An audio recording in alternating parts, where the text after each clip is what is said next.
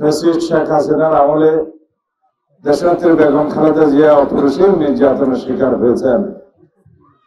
তাকে slow poisoning করা হয়েছে বলে আমরা অনেক রিপোর্ট পেয়েছি, কিন্তু তুমি তাকে জীবিত রাখার মালিক, তুমি তাকে জীবিত রেখেছ।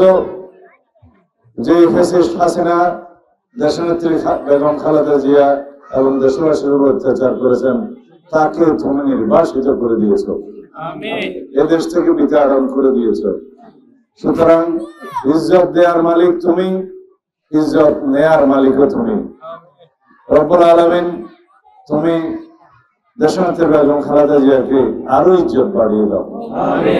রব্বুল আলামিন দেশের উন্নতির জন্য, এদেশের মানুষের ঐক্যের প্রতীক হিসেবে তুমি তাকে জীবিত রাখো, সুস্থ রাখো। আমিন। ربنا آتنا في الدنيا حسنة وفي الآخرة حسنة وقنا عذاب النار.